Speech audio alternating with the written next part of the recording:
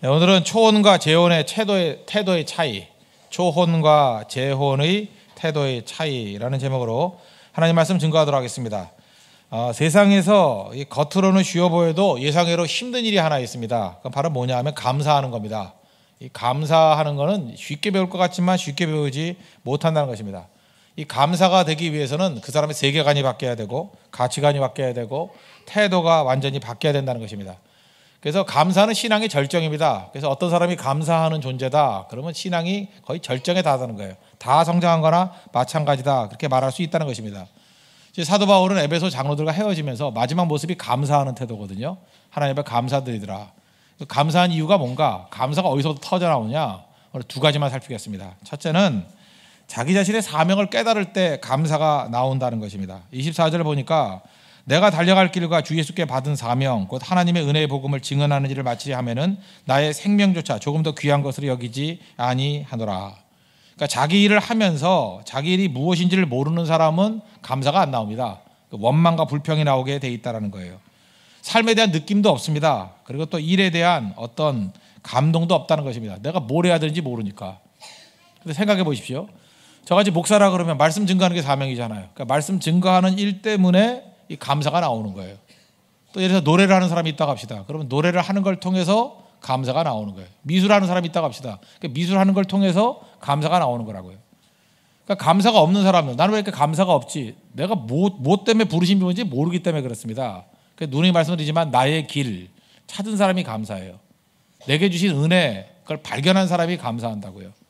그래서 감사라는 것은 결국은 하나님 안에서 내게 주어진 사명이 무엇인지를 깨닫게 될 때부터 감사가 터져나온다는 것입니다. 잘 보세요. 사명 모를 때 감사가 없다는 거 이거와 똑같은 거예요. 예수님이 많은 병자들을 고치셨습니다. 그러면 우리 상식적으로 한번 생각해 보십시오. 병 고침 받은 사람이 감사합니까? 병 고친 분이 감사합니까? 고침 받은 사람이 훨씬 감사해야 되잖아요. 근데 병 고침 받은 사람이 감사했다는 얘기는 거의 없어요.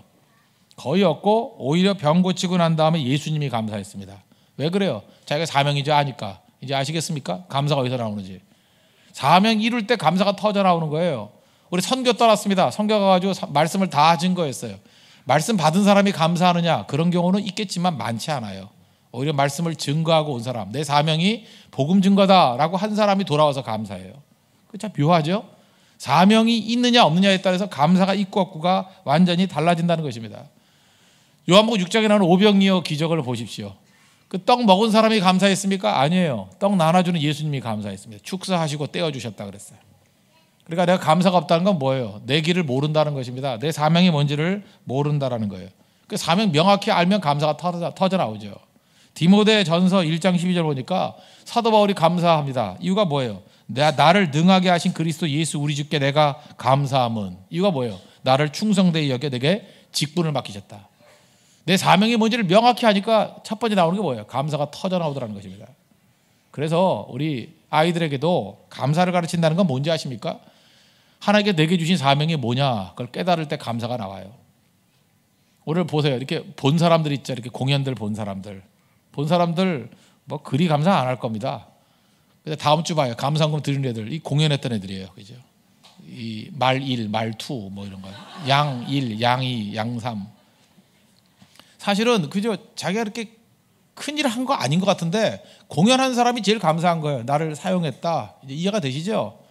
여기도 보면 많은 어른들이 계시지만 아마 이게 학부형들 이렇게 아이들이 공연했을 때 그 엄마 아빠들이 제일 감사할 거예요. 그 사명 맡았기 때문에. 인생도 마찬가지입니다. 구경꾼 되지 마십시오. 하나님께서 우리에게 주신 사명을 이끌 때 그때 감사가 터져 나온다는 것입니다. 그래서 인생은 감사는 이게 노력이 아니에요. 사명 깨달을 때 나오는 결과다 이렇게 생각하면 거의 틀리지 않다는 것입니다. 하나님 앞에서 우리 사명 붙들고 충성 다할 수 있는, 그래서 우리 삶 전체가 감사로 넘쳐날 수 있는 우리 믿음의 신실한 종 되기를 바랍니다. 또 한 가지는 감사는 언제 나오냐? 희생할 때 나온다는 거예요. 참 묘하죠? 준 사람이 감사합니다. 이렇게 받은 사람이 감사하는 게 아니고 희생한 사람이 감사합니다. 언제나 희생이 있을 때 감사가 터져 나온다는 것입니다. 오늘 제목을 이렇게 잡았죠. 초혼과 재혼의 태도의 차이. 요즘에 그 보면은 결혼을 할 때 뭐 재혼하는 사람도 많이 있잖아요. 그래서 요즘에는 우리도 주변에서 많이 보게 될 것입니다. 첫 번째 결혼하는 사람, 초혼 이런 사람들은요 되게 진짜 사랑하기 때문에 결혼하는 경우가 많죠. 왜냐하면 이게 눈이 뭐 씌었다 그러잖아요. 이 케미스트리, 화학적 반응이 있어가지고 첫눈에 반하거나 뭐 정신을 못 차립니다. 그래서 진짜 순수하게 어떤 때는 뭐 한계도 뛰어넘잖아요. 뭐 신분의 한계도 뛰어넘고 재산 한계도 뛰어넘고 학력의 한계도 뛰어넘고 뭐 이렇게 다 뛰어넘는 게 많아요. 그래서 주변의 반대에도 무릅쓰고 결혼하게 된 경우가 많습니다. 사랑하기 때문에. 그래서 웬만하면 희생하고 살아갑니다. 양보하고 살아갑니다. 그런데 재혼을 할 때는 어떻죠? 특징이 남자도 그렇고 여자도 그렇고 결혼하는 목적이 뭐예요? 내게 이익을 얻기 위해서. 내가 저 여자를 왜 결혼해요? 내가 이제까지 외롭게 살았는데 밥도 안 해줬는데 뭐 해주고 날 도와주고 뭐 이런 걸 생각하는 거예요. 결혼해서 얻는 유익. 여자는 왜 결혼해요?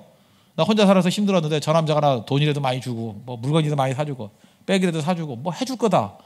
남자도 그렇고 여자도 그렇고 희생을 생각하는 게 아니라 결혼하고 난 다음에 유익을 생각해요. 그러니까 결혼의 기반이 굉장히 약한 겁니다. 언제나 원망밖에 나올 수가 없어요. 왜 그래요? 자기 마음에 찰 정도로 해줄 리가 없거든요. 그러니까 금방 깨질 가능성이 크다는 것입니다. 재혼이 힘들다는 게 그래서 힘든 거예요. 근데 요즘에는요 결혼들을 늦게 하잖아요. 결혼을 늦게 하니까 초혼인데 마인드는 재혼이야. 그 나이 든 남자, 나이 든 여자들이 결혼이 안 되는 이유가 뭔지 아십니까? 초혼이에요. 처음 결혼하는 거 맞아요. 근데 마인드는 재혼이에요. 내가 이 나이까지 참았는데 나에게 채워줄 남자가 올 거야. 나의 모든 것, 지금보다 나아야 될 거 아니에요. 혼자 사는 것보단. 그래서 더 많은 거를 기다리고 있는 것입니다. 그러니까 남자가 안 보이는 거죠. 그래서 남자 10명 앉아있는데 이 교회는 남자가 없어 이러고. 그죠? 이런 소리 하는 거예요. 그 이유가 뭐냐? 희생이 없거든요. 그 희생 없으면 자기 자신도 만족이 드냐? 만족하지 못한다는 것입니다. 누누이 말씀드리는데 결혼은 이렇게 해야 되는 거예요. 100점짜리를 찾으면 절대 100점짜리 만날 수 없고 딱 보니까 50점짜리예요. 그러면 내가 50점 채워져가지고 100점 만들어야지 그렇게 생각하면 금방 결혼합니다. 심지어 내가 좀 능력이 있죠. 그럼 30점짜리가 있어요. 난 능력이 있으니까 내가 70점 채워가지고 100점 만들어야지. 그럼 쉽게 결혼해요. 우리 자매들 한번 생각해보세요. 내가 누구를 도와줄까? 어떤 불쌍한 총각을 도와줄까? 이렇게 마음먹으면 당장 결혼해. 당장. 그죠? 우리 교회에서 누가 제일 불쌍한 총각인가 딱 보는 거예요. 제일 불쌍한 밥도 못 얻어먹고 거지같이 하고 다니는 애가 누군가. 내가 인물 만들어 줘야지. 이렇게 마음 먹으면 너무 많아가지고 기도 제목 나와요. 누구하고 할까? 근데 지금 생각을 어떻게 합니까? 나를 행복하게 만들어줄 왕자님 오시나. 무슨 왕자가 있어요? 거지 왕자지. 없어요 그런 거. 그러니까 힘들어진다는 것입니다. 제가 옛날에 고린도전서 13장 강의할 때 거기 나오는 얘기 중에 13장 4절에 이거죠. 사랑은 뭐 여러 가지 나오죠. 오래 참고 쭉 나가다가 그 중에 하나가 뭐예요? 자랑하지 아니하며. It does not boast. It does not boast. 사랑과 자랑을 대비해서 한번 강의했던 적이 있어요. 사랑이란 건 뭐냐? 자랑은 이런 거죠. 말 그대로요. 내가 남들보다 더 가진 것 때문에 뻐기는 거예요. 내가 남들보다 더 가진 것 때문에 이게 사람한테 잘난 척하는 거예요. 그게 boast, 자랑이에요. 사랑이란 건 뭐냐? 사랑이라는 것은 내가 다른 사람보다 더 가진 게 있는 거예요. 그런데 그것 때문에 기뻐하는 거예요. 왜? 내가 도와줄 수 있어서.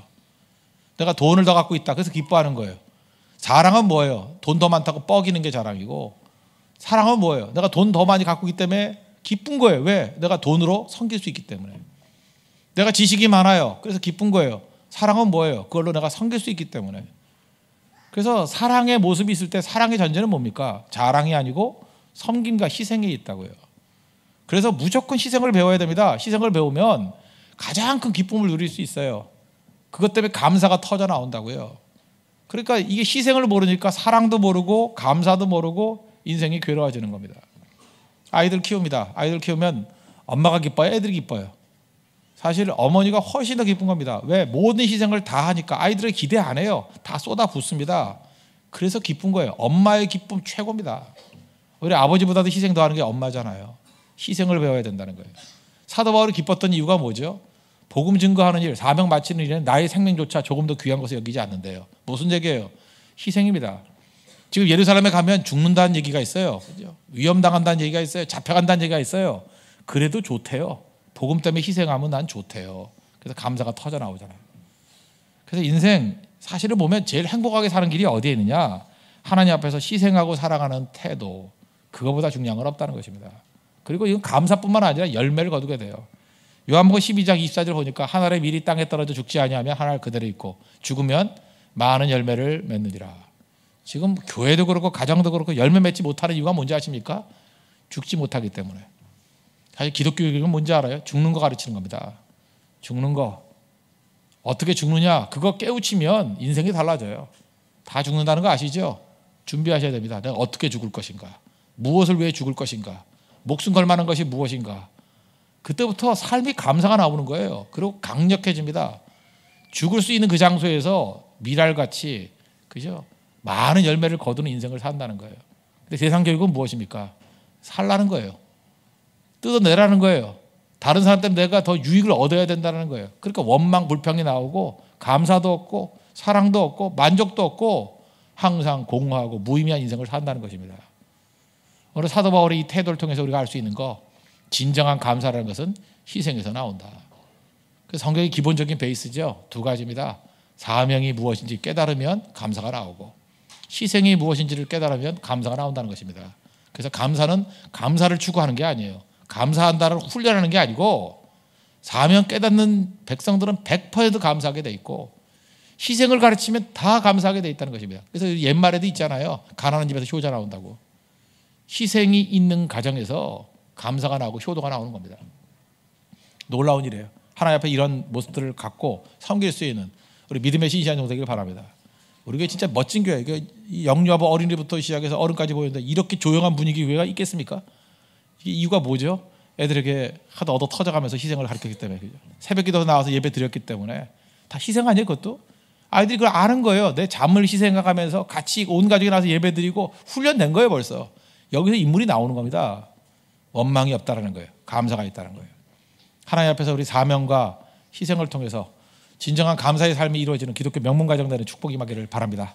기도하겠습니다. 이 시간 우리 가정을 위해서 다 같이 간구하겠습니다. 하나님, 우리 가정 감사가 넘치는 가정 되기를 원합니다. 그러기 위해서 사명을 깨닫고 우리 아이들에게 사명 깨우치게 해 주십시오. 그리고 희생을 가르치는 인생 되게 해 주십시오. 그럴 때 일어서게 된다는 것입니다. 하나님 앞에서 우리 자녀들과 가정에 축복이 임하게 해달라고 다 같이 한번 간구하도록 하겠습니다.